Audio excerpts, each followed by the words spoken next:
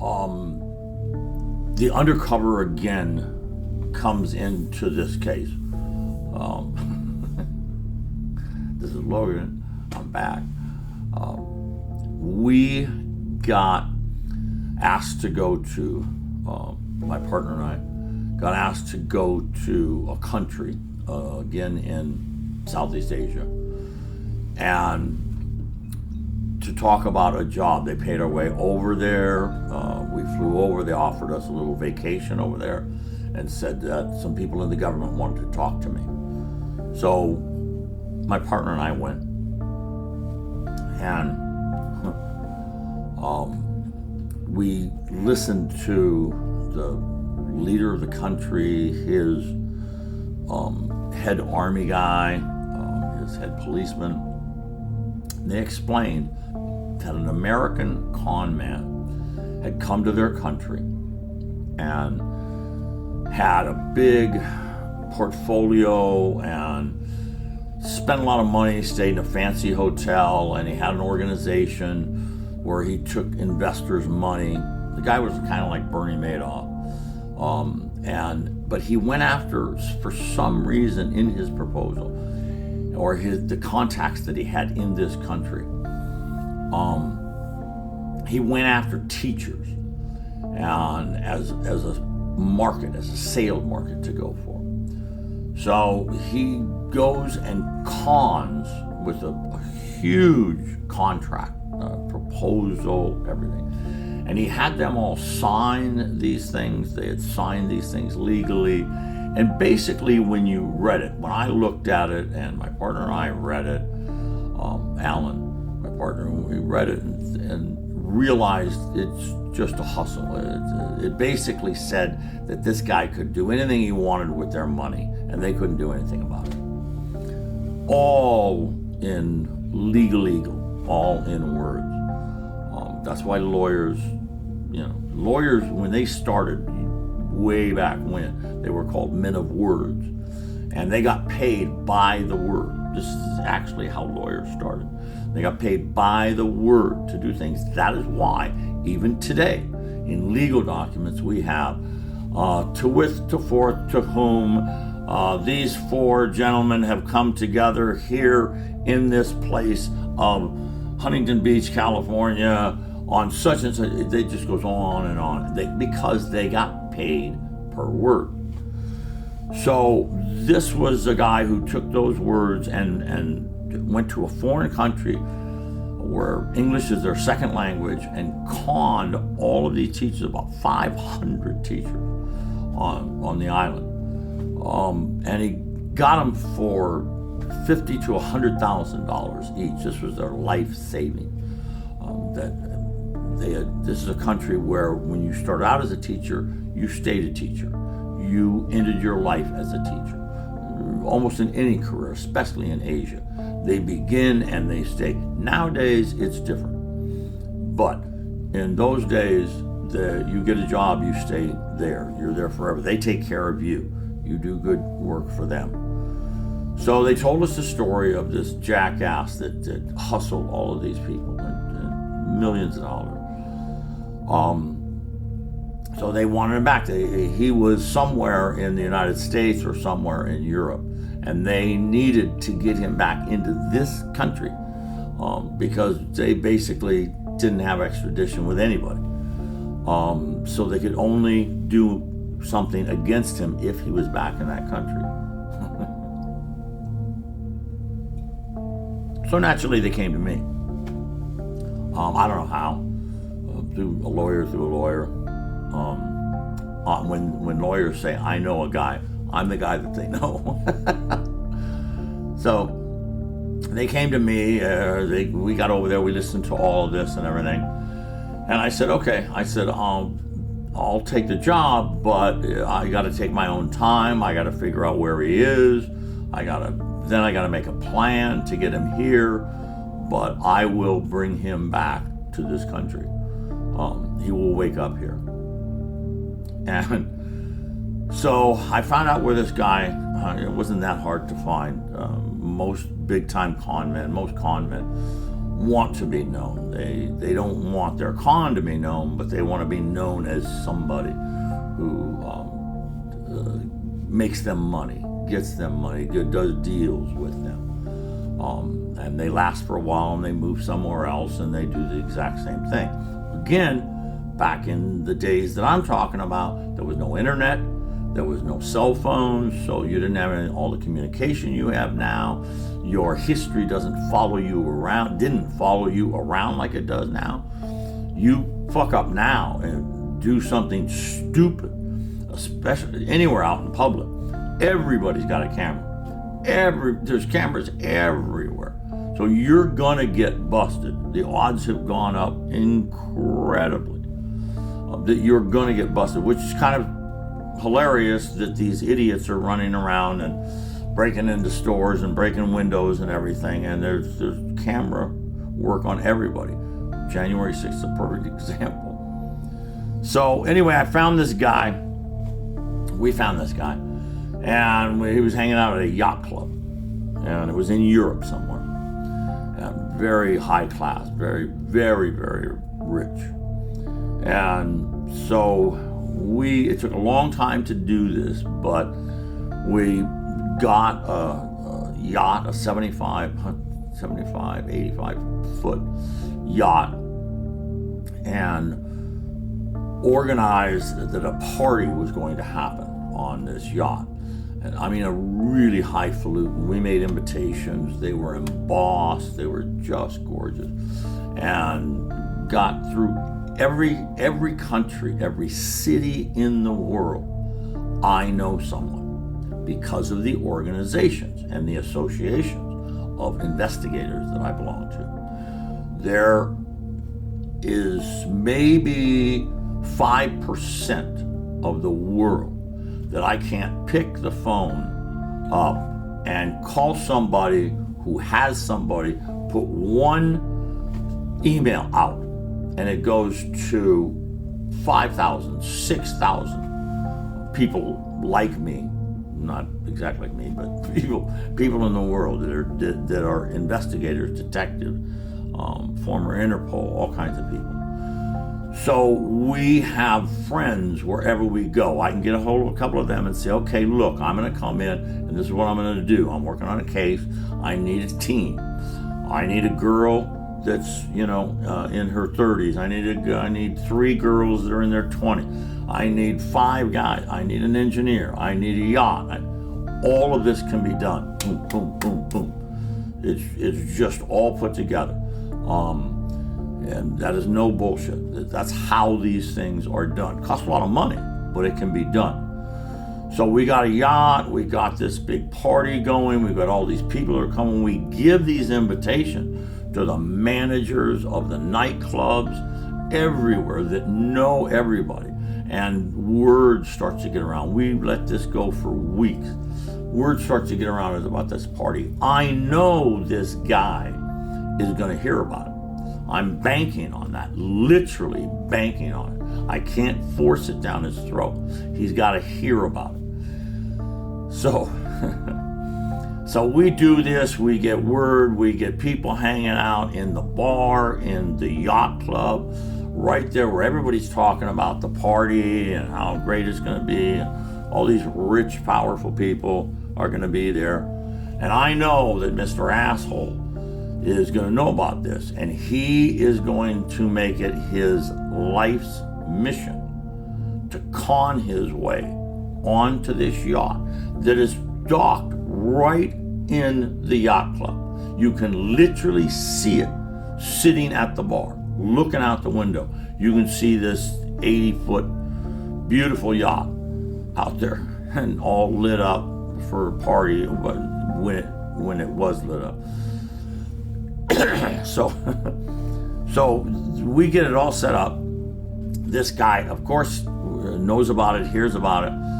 And the day we make sure that he can't get on. Now, everybody that is going to be on the boat, everybody except for the captain and 1 crewman, everybody else works for me. Literally, I'm paying them. I used other agencies and investigators to get all of the people, all detectives, all undercover people. And so all the guests on the yacht are working for me. And I know this guy hangs out at the bar of the yacht club. So the day of the party, he shows up. We're watching him. We've got microphones. We've got wires. And so he's sitting at the bar. There's people coming in and out. There's people going to the party, all dressed up. Make sure they walk through the yacht club, right? And they're all heading down to the party. There are bodyguards guarding the yacht. And he's sitting at the bar. So I have a lady who is, on a scale of 1 to 10, is like a 10, a 10 plus. This is gorgeous, slinky dress. She comes in, she's dressed to the nines. She's crying. She throws her purse down and she tells the bartender to give her a shot, give her a drink and a shot of this. And she's all upset. And she's that son of a bitch.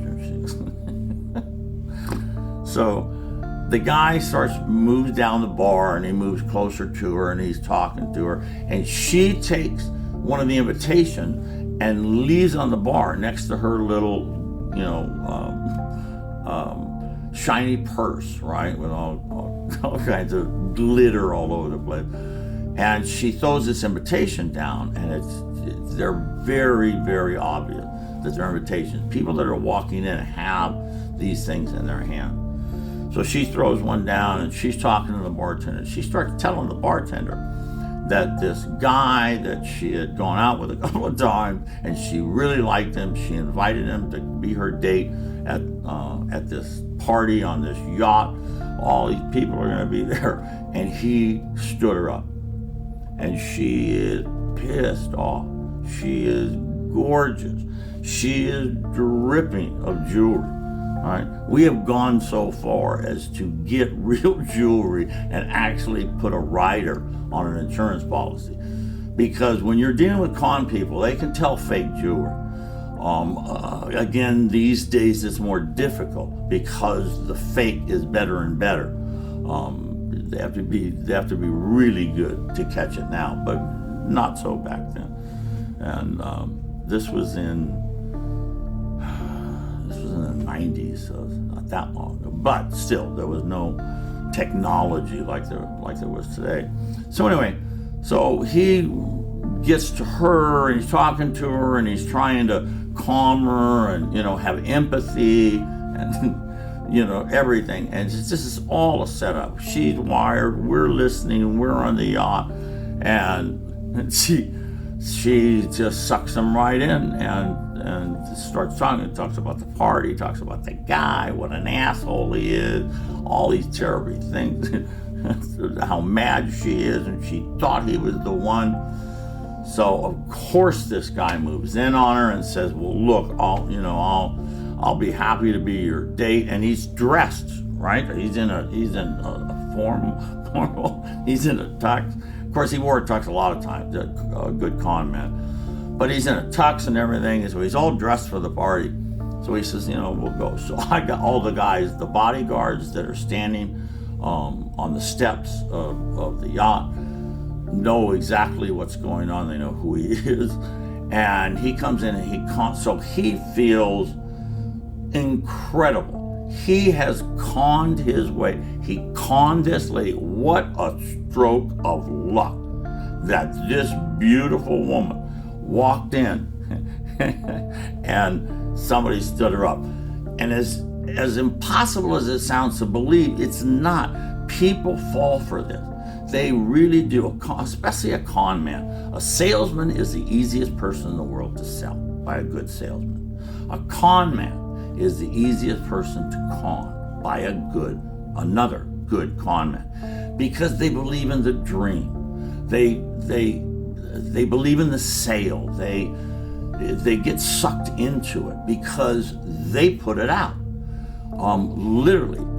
So con people fall for this. They see an opportunity. If you do the build-up properly, and they get so excited about, I got to get into this party where all these rich people are so I can con them. If that chance opening, that bizarre 1 in a million shot comes, you're going to take it. I always said, paint somebody into a corner, box them in, paint them into a corner completely, and then paint a window for them to jump out of. 9 times out of 10, they'll jump out that window. That's exactly what you want them to do. So this guy got on the boat, and I won't go into a whole lot of detail because I could be crossing some line.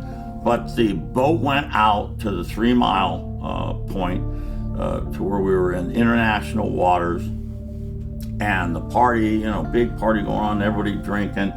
And at the right moment, everybody's working for me, and the captain knew what was going on. At the right moment, this guy had too much to drink or got drugged or something happened to him, but he passed out, and most of the detectives got off, the men, the women got off, got onto another boat and took off. We then proceeded with the yacht and went to an island where there was a helicopter waiting. This guy's still out. I had a nurse. If anything happens to a guy, we don't ever take a chance on them dying or something, going wrong. That's always a good con. So there was a helicopter waiting. That helicopter flew to a very nearby city where, of course, there was a plane waiting. The plane took this man and a team to the Southeast Asian island and put him in a dungeon, and he woke up in a dungeon. And we had recordings wired in this dungeon of people screaming, people being tortured. We had a box of rats, a box filled with rats, and we just kicked it over and let the rats run through. And this was just like, and this is a Southeast Asian country. They really had, from World War II, they had these prison cells that were half underground and just horrible. They didn't use them. Some of them were tourist attractions. And we set this one up like a movie set.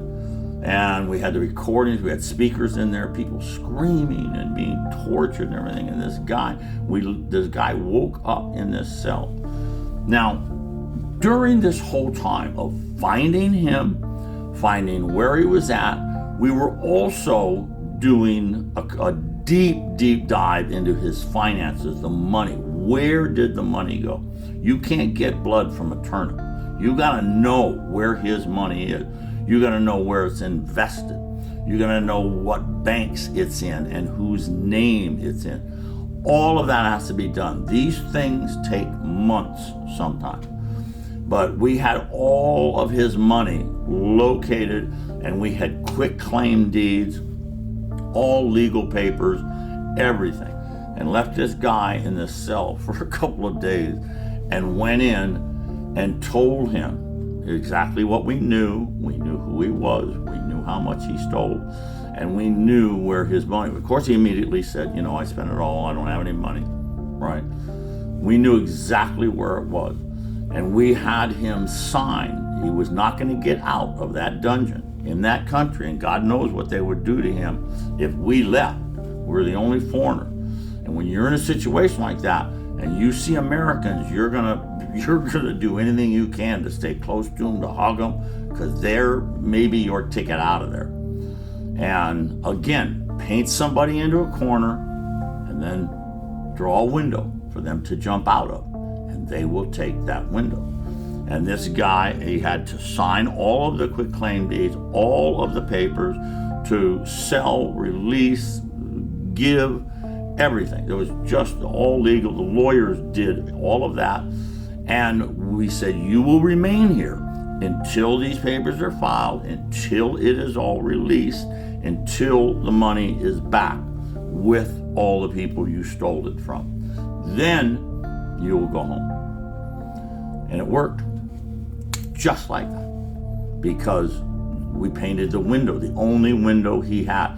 He was screwed in that country. He would never be able to leave, and God knows what they'd do to him. So sometimes you have to do sort of bad things for a very good reason and a good cause. And obviously I don't give details, because I don't want to put myself or anybody else. A lot of people get involved in this. A lot of people help us, but we're the guys wearing the white hat. And I know a lot of texts say, "Well, you shouldn't do that. That's this or that's silly." Sometimes we're all assholes. You got to go to that extra mile to legally catch them, to legally take back everything that they stole. Sometimes, if it's a foreign country, you can literally just steal it back. What are they going to do? Call a cop? But if it's the first thing I do is investigate my client. Make sure that everything they're telling me is true, absolutely. And there are no cases against him. There's no warrants against him. He's not a criminal. So I feel very proud that we wear the white hat.